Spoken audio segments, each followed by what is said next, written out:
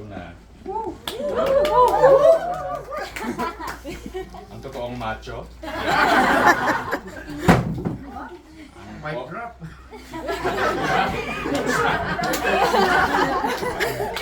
Ang Ogden Nash ng Session Road. Okay. Kung bakit laging naglalanding sa paa ang mga pusa ni Francima. Una, mas mabilis silang mag-isip sa atin at maging sa mga ahas. Nasilip ko yan mula sa bintana. Kunwari, nakatagilid ang aking pusa nang naging S ang itim na ahas. Tinawag ko ang aking alaga, pero bago niya marinig, pak! Nasampal na niya ang ahas.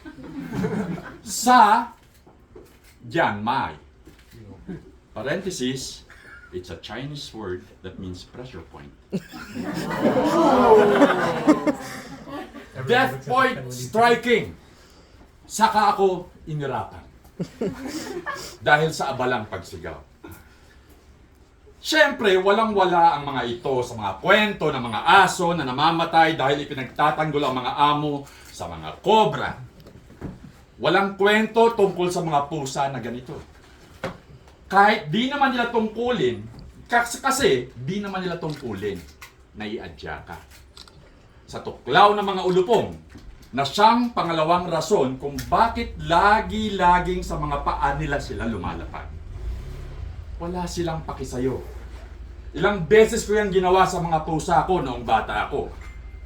Kakalungin ko muna bago ihagis.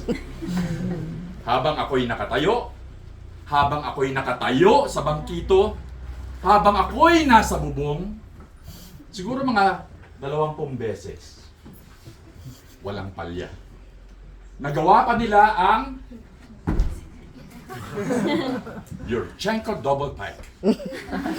At ang pike Dragulescu na siyang nagpaginto kay Yulo. Bago lumapag, na parang wala. May nabasa nga ako tungkol sa pusang sa New York na nahulog mula sa ika-30 palapag. At di man lang napilayan. Naisip ko, ang pusa ay pagod na sa buhay. Dahil lagi rin sigurong hinahagis o iniiwan. Bakit ko? Sabi niya, bitaw! Pabayaang mamayani ang angular momentum. At wala nang dudukutin na outside force tulad ng empathy, resilience, the urge for revenge. Said na ako, the cat said. Hayaan niyo na akong lumanding sa likod at mawarak ang aking katawan. Bago maramdaman ang full force weight of having lost in love. Pero, sa ika-6 na palapag, naisip niya, ina. Pusa nga pala ako. Isa ka bumalikwas. Ibinuka ang mga paa at niyakap ang hangin bago ang flawless landing. Nawala man lang half-step, hop deduction.